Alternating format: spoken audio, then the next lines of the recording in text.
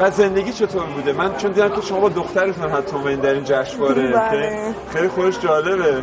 تشکر. راستی ما با همراهی دخترک اومدم که شریفه ماجان است اسمش.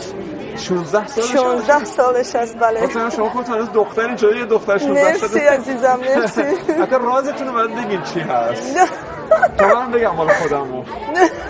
بدون شک ناخون‌های آینه کاری شده که از اون راز هست. بله بله thank you. و شما در صحنه هم اجرا خواهید داشت. بله. آهنگ جدید یا آهنگی از قدیم دوباره اجرا میکنید؟ نه جدید است. پس ببین چیکار میکنید؟ خانم شهناز و بعدش هم به تاجیکستان برمیگردیم دیگه. بیشتر بله. اونجا هستیم. بله بیشتر تاجیکستان هستم، آلمان هستم، هر کجایی که کارم زیادتر باشم جان. اما زیستم تاجیکستان زندگی میکنم. بدون تاجیکستان هیچ نمیشه. اصلا نمیشه. اصلا اون ریشه ها نیاز داره. اون خاک نیاز داره. بله. خیلی متشکرم. شما رو هم در صحنه خواهید.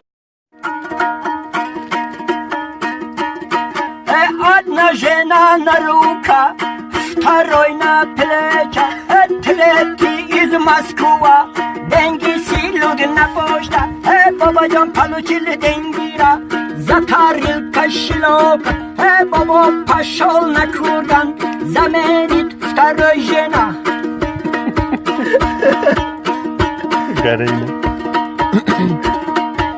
Один бедный музыкант, два жены на плечо.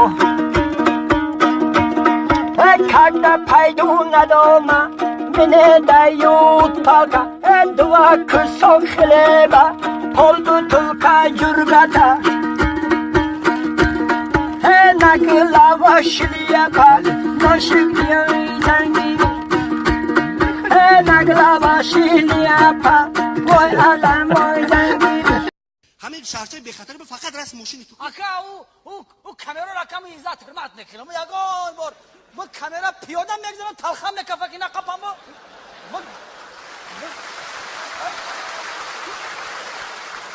یه روز پیش خود خالی که داشتم سر توفیل ما صورت گرفته گفت که خطا چه گفتم توفیل ما یکا گرفته کرد یکا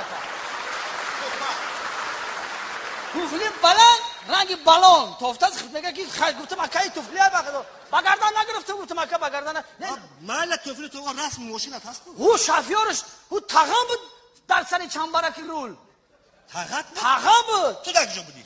من مسافر بودم پاساژیر خب هیچی نگفتیم همه آخه گفتم میگه پول خدمت بارو میگه سرسو میگه تاگوی تغم میگه جو سرسو تاگوش سرسو بوده پول جریمه همش میسپره وجدانی سرم تغم سومی نداره که نام بخره در خانه نون کسر کپ میکنن نخره نکاو اون نداره نو